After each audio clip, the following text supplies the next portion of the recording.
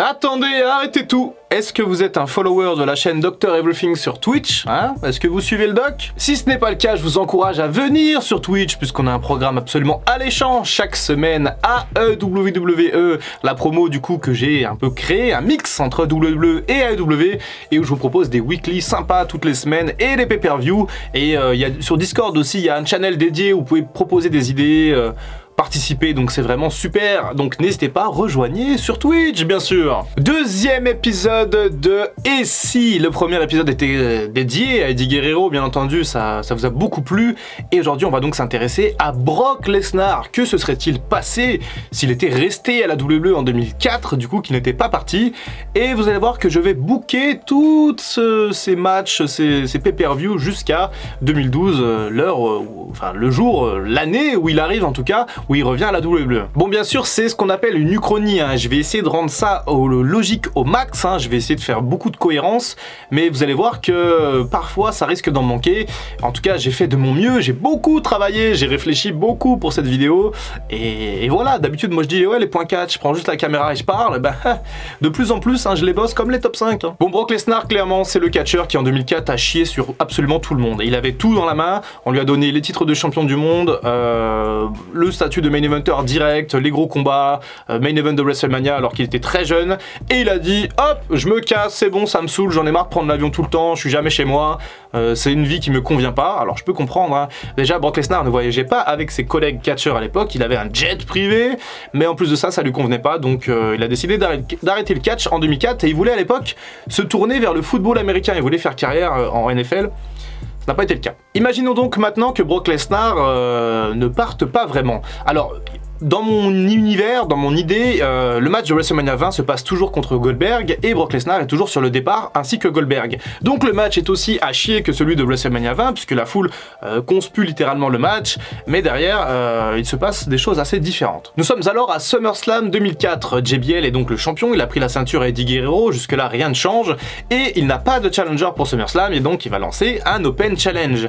Et là, c'est la surprise absolue, Brock Lesnar revient à SummerSlam 2004 et bute JBL dans un match pour le titre et devient par la même occasion champion de la WWE. À la surprise vraiment générale, la foule, les fans sont en fusion et Brock Lesnar est de retour chez Vince McMahon.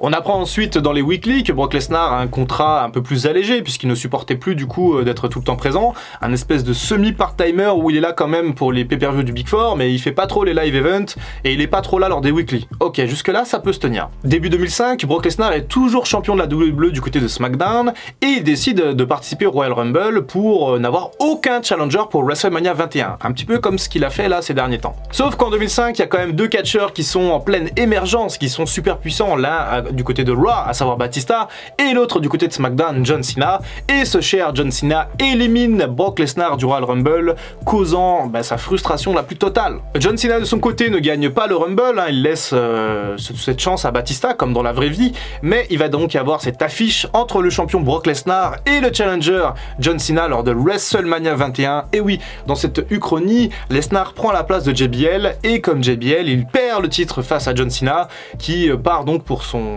nouveau run de champion dès WrestleMania 21. Après, on voit plus trop Brock Lesnar et il est même pas là à SummerSlam 2005 parce que voilà, il doit prendre un peu des congés, il se repose et il est un peu deg de sa défaite contre John Cena. Brock Lesnar ne revient qu'au Royal Rumble 2006 où il intervient dans un match entre l'Undertaker et Aiden Rich à l'époque. C'était un match du cercueil et il intervient et il s'en prend à l'Undertaker lors du show Royal Rumble. Et alors, il rentre dans une rivalité avec Mark Henry pour No Way Out 2006 où le vainqueur de ce match ira affronter l'Undertaker à WrestleMania et il se fait attaquer Brock Lesnar en plein match contre Mark Henry à No Way Out par Bobby Lashley qui lui coûte le match et qui lui coûte donc la possibilité d'aller affronter l'Undertaker à WrestleMania 22. À WrestleMania 22, on a donc un espèce de dream match entre Brock Lesnar et Bobby Lashley et Bobby Lashley perd face à Brock Lesnar alors que Lashley initialement je crois qu'il était dans le Money in the Bank. Le temps passe en 2006 et les McMahon rentrent en rivalité contre DX. Et là on va faire un petit switch parce que de base il y a un Hell in a Cell entre les McMahon et DX avec le Big Show du côté des McMahon lors de Unforgiven si je dis pas de bêtises.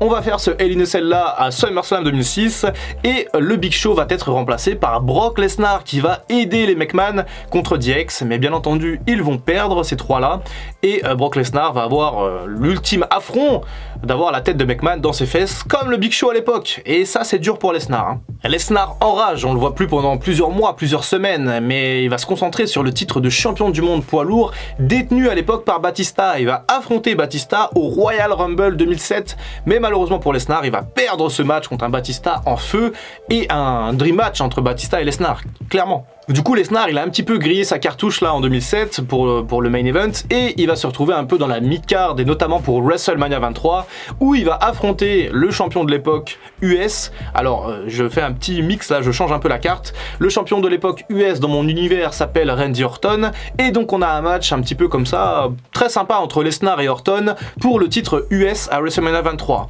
Et donc j'envoie Chris Benoit et MVP qui étaient donc les deux concurrents du titre US à WrestleMania 23 à l'époque. Je les envoie dans le Money in the Bank ladder match. Brock Lesnar remporte donc un titre US, il n'avait jamais eu cette ceinture auparavant, et il va défendre ce titre également lors de SummerSlam 2007 contre Booker T. Voilà, un petit match sympa, ça reste de la mid-card à l'époque.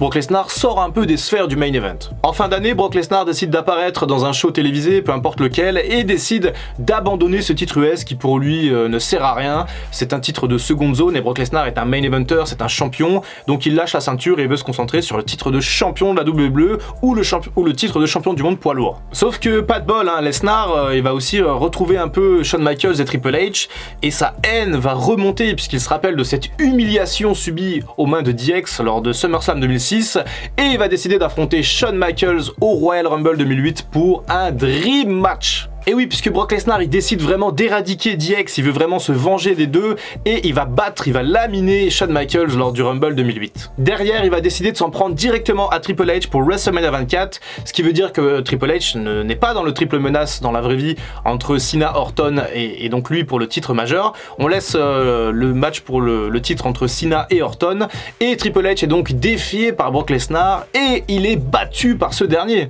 Et puis les semaines passent et Triple H se reprend du côté de SmackDown. Il récupère le titre de champion de la WWE quelques temps après et là Lesnar il est un peu deg, hein, un petit peu comme Owen Hart en 94, il a battu le champion à WrestleMania mais derrière il est pas champion donc il veut à nouveau une chance et ça sera comme pour SummerSlam 94 un match en cage à SummerSlam 2008 entre le champion Triple H et Brock Lesnar et Triple H remporte ce match et Brock Lesnar à nouveau échoue dans sa quête du titre mondial. À ce moment-là, Brock Lesnar, il a plus touché le titre de champion depuis 3 ans, donc les fans commencent à dire qu'il est maudit, et on l'appelle Brock Lesnar le maudit. Au Royal Rumble 2009, il est remonté comme une baraque à frites, et il est prêt à tout exploser pour aller dans le main event de WrestleMania, sauf qu'il tombe sur The Legacy, Randy Orton, Cody Rhodes et Ted DiBiase Jr. qui l'élimine malheureusement de ce Rumble pour lui. À WrestleMania 25, Brock Lesnar remplace à nouveau le Big Show dans l'histoire, dans le triple menace entre Cena, Edge et Lesnar du coup, et malgré un match absolument épique et féroce de Lesnar qui était prêt à tout pour remporter ce titre de champion du monde poids lourd,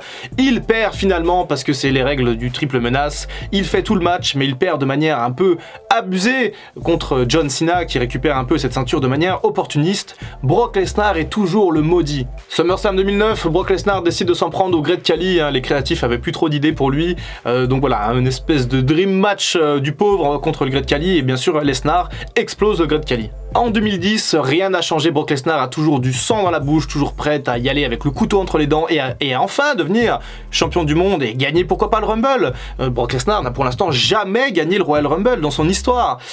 Mais sauf qu'en fait, en 2010, il est éliminé en finale par le revenant, le Rated R Superstar Edge. Et oui, c'est encore un échec pour Lesnar au Royal Rumble 2010. Mais derrière, il va aller à WrestleMania 26 avec plein d'idées en tête. Il n'arrive pas à gagner un titre de champion du monde par la force brute, alors il va tenter de ruser un petit peu en participant au Money in the Bank ladder match de WrestleMania 26 et en remportant cette mallette à la place de Jack Swagger à l'époque. Il a donc la possibilité de cash-in à n'importe quel moment durant 1 an. Et ce cash-in arrive lors de SummerSlam 2010. À l'époque, le champion est Randy Orton. Je crois de mémoire qu'il affronte Sheamus pour le titre, ou Del Rio, je ne sais plus trop, dites-moi dans les commentaires. Bref, en tout cas, ça ne change rien. Orton remporte ce combat, mais il est très fatigué, il est très blessé. Et derrière, le thème de Brock Lesnar résonne. Brock Lesnar vient cash-in sur Randy Orton lors de SummerSlam 2010 et récupère enfin le titre de champion.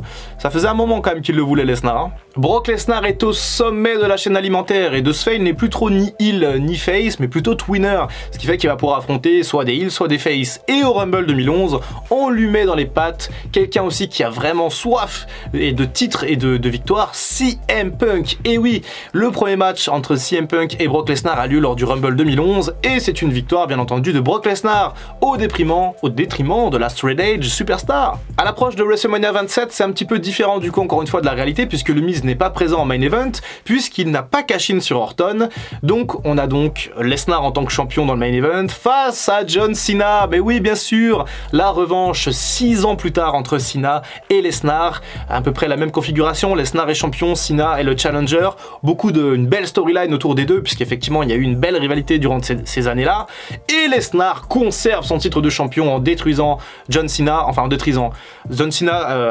du coup à l'intervention du Rock en sa défaveur puisque ça ne change pas, Rock Cena ça ne bouge pas pour WrestleMania 28 et 29 derrière, mais on a justement aussi un peu ce face-off avec le Rock entre le champion Brock Lesnar et le Rock. Bref, on a un WrestleMania 27 de qualité justement puisque le main event est absolument fabuleux dans cette histoire où Brock Lesnar reste. L'année 2011 est un petit peu chamboulée du coup, mais on a toujours le Summer of Punk avec cette pipe bomb bien sûr de CM Punk, sauf que voilà, John Cena est plus trop dans l'équation et on va repousser un peu tout ça à SummerSlam 2011 et tout simplement il va y avoir Punk Lesnar dans une ambiance de feu. À l'époque Punk est bien sûr très over à cause de la pipe bomb, même s'il se passe pas la même chose à Money in the Bank, et on a une victoire de CM Punk, la foule explose, CM Punk prend le titre à Brock Lesnar, sauf que voilà, il y a le cash-in de Del Rio derrière, et oui donc Punk n'est pas champion longtemps, et Del Rio est le champion donc à l'issue de ce SummerSlam 2011 qu'on peut qualifier d'absolument épique. On arrive un peu à la fin de cette uchronie, on va donc donner quelques dream matchs pour Brock Lesnar